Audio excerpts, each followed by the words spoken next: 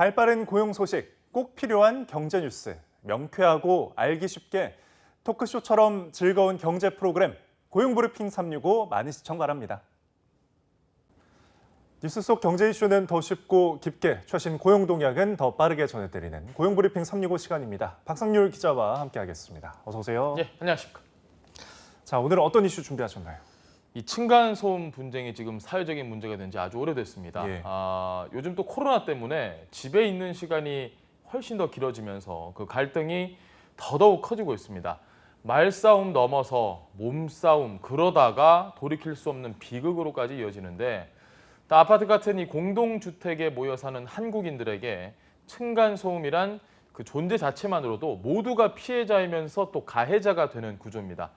과연 이걸 어떻게 대처를 해야 될까요? 층간소음 실태와 또 대처 방법까지 오늘 이슈픽에서 아주 차분하게 짚어보도록 하겠습니다. 네. 이웃 간 층간소음 문제로 다투다가 극단적인 범죄로 잇따르고도 있지 않습니까? 예, 지난 8월에 이 경남 통영시의 한 아파트에서 예. 층간소음 문제로 다투다가 흉기가 휘둘러졌고 결국 주민이 다치는 사고가 발생을 했습니다. 며칠 전 뉴스 아마 보신 분들 많을 텐데요. 전남 여수의 한 아파트에서 30대 남성이 위층에 사는 이웃하고 층간소음 문제로 다투다가 흉기를 휘둘러서 부부 2명이 숨지고 일가족 2명이 크게 다치는 사건까지 발생했습니다. 네. 과거에도 층간소음은 있었지만 최근 몇 년 동안 부쩍 사회적 이슈가 될 만큼 사건이 좀 커지는 양상인데요. 코로나19 때문인지 이후에 더 층간소음 갈등이 심해지고 있다고요. 이 층간소음 접수가 2019년에 한 2,400건 정도 수준이었는데 코로나19가 발생한 지난해에 이게 6,000건이 넘게 확 늘었습니다. 예. 올해는 더 많아졌습니다. 거리 두기로 인해서 집콕이 늘면서 이미 층간소음 민원 건수가 상반기에만 2만 건이 넘었다고 합니다. 원래는 계절별로 집에 머무는 겨울이 이 민원이 가장 많았고 네. 여름이 좀 적었다라는 특성을 보였는데 코로나19 이후에 그 증가세가 아주 뚜렷하게 나타납니다. 2020년에 층간소음 민원 수가 3월, 5월, 9월에 그리고 12월에 늘어나는데요. 예. 왜 그렇다고 보십니까? 그 시기가 이제 코로나19 대유행 시기하고 겹치는 것 같은데요. 정확한 네. 지적입니다. 이게 그때 코로나 확진자가 늘면서 사람들이 보통 잘 안 나갔잖아요. 네. 방역 조치 강화되고 집에는 뭐 자연스럽게 시간이 좀 집에 머무는 시간이 많아지면서 층간소음 역시 뭐 증가할 수밖에 없겠죠. 집에 네. 머무는 시간이 많으니까. 예. 정말 많이 늘은 것 같습니다. 층간소음의 종류도 여러 가지가 있는데 어떤 소음이 가장 문제가 되는 건가요? 지난 8년 동안 현장 진단 사례를 조금 분석을 해봤더니 층간소음의 가장 큰 원인이 바로 이른바 이 발도장이라고 하는 뛰는 소리와 걷는 소리입니다. 접수된 층간소음 민원 10건 가운데 6건을 차지할 정도인데 그 다음으로는 망치질 소리, 또 가구, 의자 같은 거 있잖아요. 네. 가구를 끌거나 또 찍는 행위에 의한 소리, 또 가전제품 소리까지 이 생활소음이 그 뒤를 잇는 층간소음이었습니다. 네. 그런데 뭐 같은 걷는 소리도 TV 소리도 듣는 사람에 따라 다를 것 같은데 층간소음의 기준점은 어떻게 봐야 될까요? 굉장히 주관적인 영역인데 이걸 좀 네. 객관적으로 저희가 설명을 해보면 정부가 기준을 좀 마련을 해봤습니다. 층간소음은 사람의 활동으로 발생하는 소음이라고 규정이 되어 있습니다. 예. 조금 더 세부적으로 보면요. 사람이 뛰거나 걸어서 나는 직접 충격 소음, 그리고 이 텔레비전이나 또 음악 틀어서 나는 이런 공기 전달 소음으로 나뉩니다. 네. 직접 충격 소음의 경우에는 낮에는 1분 평균 43데시벨이면 층간소음으로 인정을 받습니다. 피아노 칠 때 네. 한 44데시벨 정도 나오니까 어. 이와 비슷한 소리의 크기라고 보시면 될 것 같고요. 공기 전달 소음 역시 5분 평균 45데시벨 이상이면 층간소음으로 볼 수 있습니다. 다만 화장실이나 또 다용도실 등에서 급수, 배수로 인해 발생하는 소음은 제외가 됩니다.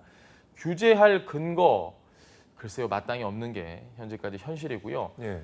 하지만 이런 소음 기준보다 저희가 조금 더 눈여겨봐야 할 게 있습니다. 혹시 이 귀트임 현상이라고 아시나요? 귀트임이요? 처음 예. 듣는데. 예를 들어서 설명을 좀 드리면 예.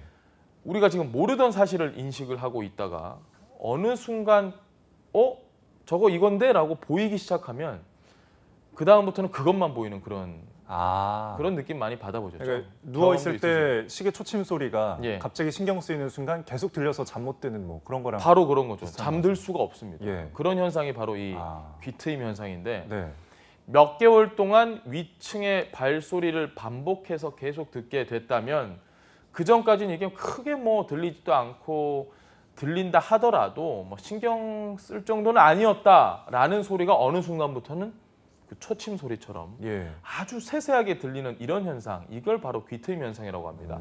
층간 소음의 독특한 특징입니다. 한번 귀가 트이면 다시 들리지 않던 상태로는 돌아가기가 어렵다고 합니다. 예. 윗집 사람이 마치 옆에서 함께 사는 것처럼 느껴지니까 이게 얼마나 힘들고 괴로울지 아마 짐작이 가실까요? 경험해 보신 분들은 다 아실 겁니다. 네. 아주 작은 소리인데 친구 데려왔는데 야 너 들려라고 했는데 잘 안 들린다라고 했는데 본인은 이 들리고요. 소리가 아주 크게 들리는 거죠. 자, 코로나19 상황 올해도 당분간 이어질 텐데 참 문제인 것 같습니다. 이렇다 보니까 층간소음 어떻게 대처를 해야 할지 고민도 될 텐데 가장 나쁜 방법을 꼽으라면은 직접 이제 항의를 하는 것을 꼽더라고요. 무턱대고 윗집 찾아가서 항의를 냈다. 절대 상황이 나아지지 않겠죠. 네. 무서운 일도 많이 일어나고요. 아주 복잡해질 수 있습니다. 저희가 아까 위험했던 그 사상사고 설명도 해드렸는데 이게 네. 사고로 또 이어질 수도 있거든요. 법원의 판례를 한번 보겠습니다. 이 재판부가 어떻게 이야기를 했느냐. 천장 두드리기, 전화 연락, 예. 문자, 메시지, 항의까지는 가능하다. 하지만 직접 올라가서 초인종 누르기, 현관문을 두드린다던가 직접 아예 집에 들어가서 항의한다. 이건 다 불법으로 규정을 한 바 있습니다. 네. 이게 폭행 같은 감정적인 싸움으로 다른 분쟁으로 이어질 수 있기 때문이죠. 직접적인 갈등은 피하는 게 상책이라는 이야기입니다. 또 네. 그 요즘 인터넷에서 판매를 하고 있는 층간소음 보복 스피커 검색해 보시면 바로 나올 텐데요. 예. 자, 이렇게 소음 내는 걸로 또 보복했다. 이건 역시 처벌받을 수 있다는 점 잊으시면 안 됩니다. 네. 그럼 가장 좋은 방법은 결국 층간소음 전문 기관의 도움을 받는 게 가장 좋을까요? 관리사무소나 그 이웃사회 센터 등이 중재기구를 통해서 대화를 하는 게 최선이라고 조언을 합니다. 환경부와 국토부가 운영하는 층간소음 센터가 있습니다. 변호사나 주택관리사 같은 전문가들이 직접 현장에서 소음을 측정을 하고 중재를 하고 있습니다. 하지만 자, 문제는 이 같은 중재가 법적 구속력이 없기 때문에 사실상 이거 소음 맞는데요 라고 윗집 사람한테 얘기를 했더니 네, 그런데요. 뭐 어떡할 건데요 라고 하면 딱히 방법이 없어요. 예. 더욱이 또 이걸 와서 소음 측정하고 하는 게 뭐 하루 만에 되는 것도 아니고 결론에 이르는 데까지 또 상당한 시간이 걸린다고 합니다. 그 통영 흉기 난동 사건 제가 앞서 말씀을 드렸는데 네. 이미 이 주민들은 이웃사회 센터에 중재 상담을 요청을 했음에도 불구하고 이 갈등이 계속되면서 결국 그렇게 사고로 이어진 것으로 전해졌습니다. 예. 뭐 이웃 사이에 배려하고 층간 소음이 있더라도 조정하고 뭐 이런 것도 물론 필요하지만요. 기본적으로 이 주택을 지을 때, 건축을 할 때부터 층간 소음을 없게 하는 게 가장 좋은 방법이 아닐까 싶은데요. 설계 시공 단계에서 이 층간 소음을 줄이려는 건설사, 시공사들의 노력이 절대적으로 필요한 시점입니다. 법으로 지금 2014년부터 모든 공동주택 바닥 두께는 210mm 이상으로 강화가 됐습니다. 문제는 이 법이 바뀌기 전에 지은 기존 아파트는 공사를 다시 하기 어렵다는 점입니다. 네. 또 뭐 이것만 문제일까요? 210mm 다 지키는 것 같은데 눈속임도 있겠죠, 당연히. 이게 곧 단가고 단가를 줄이면 그게 곧 이익이 되니까. 예. 자, 짓기 전에 사전 인증 실험 때보다 실제로 완공을 한 뒤에 기준치에 미치진 못하는 경우가 너무너무 많습니다. 인증 이후에는 좀 기준하고 기준 살짝 바꿔서 다르게 짓는 거죠. 예.